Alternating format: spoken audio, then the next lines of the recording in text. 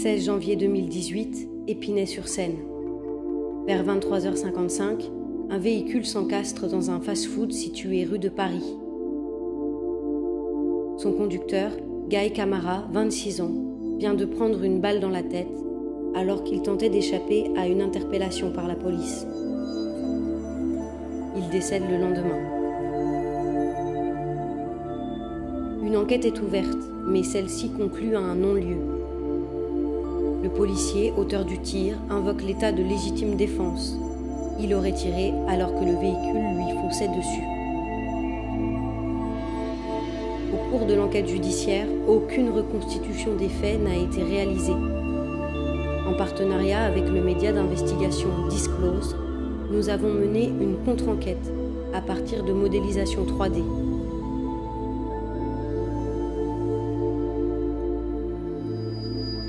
Nos conclusions jettent le doute sur l'état de légitime défense du policier mis en cause.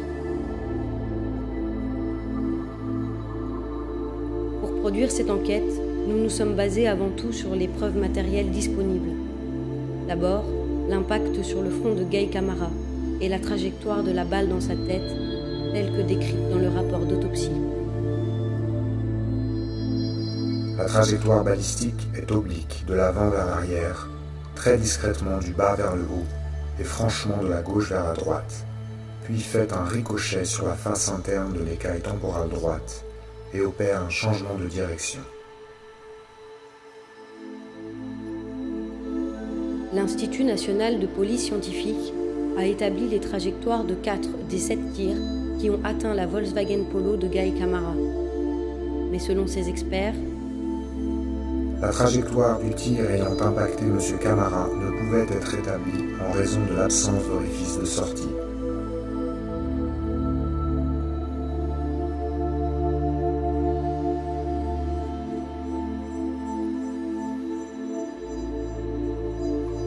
à l'inverse, nous affirmons qu'il est possible d'établir la trajectoire de ce tir. Pour cela, nous avons exploré différentes positions du conducteur dans le véhicule et trouvé celle qui aligne les impacts établis par l'autopsie avec l'orifice d'entrée sur le pare-brise. Nous avons également procédé à la modélisation détaillée des lieux de l'incident.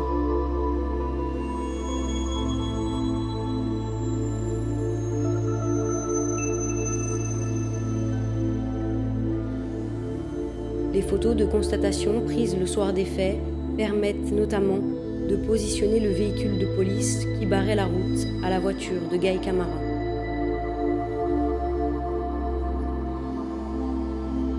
Le parcours de la Polo peut aussi être reconstitué à partir des traces de pneus qu'elle a laissées sur le terre-plein des voies du tramway.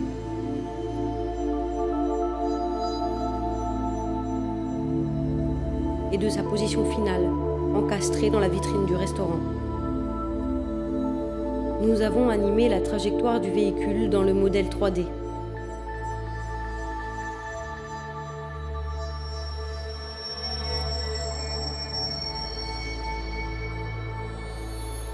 Cinq douilles provenant de l'arme du policier mis en cause ont été retrouvées à proximité de son véhicule.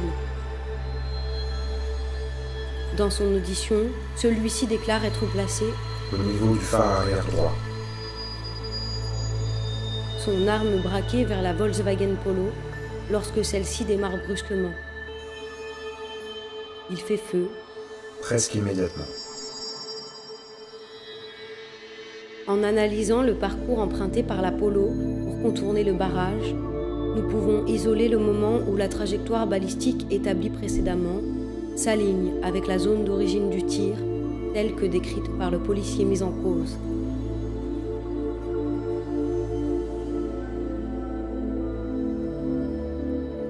La zone de tir marquée au niveau du coffre de la voiture de police mesure 1,50 m par 1,50 m.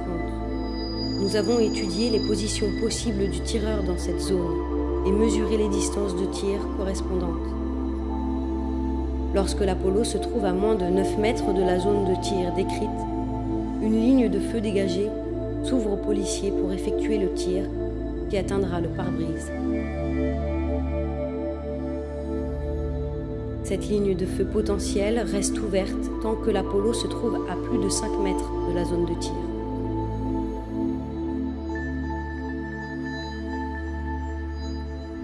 Lorsque l'Apollo se trouve à moins de 5 mètres, la ligne de feu se referme.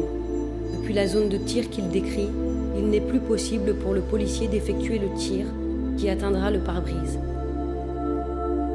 D'après les données disponibles, le policier se trouvait donc entre 5 et 9 mètres de la voiture de Guy Camara au moment où il a fait feu sur son pare-brise. Par ailleurs, à l'instant où il fait feu, le policier n'est pas face au véhicule. La trajectoire de sa balle forme un angle de 38 degrés par rapport à l'axe longitudinal du véhicule.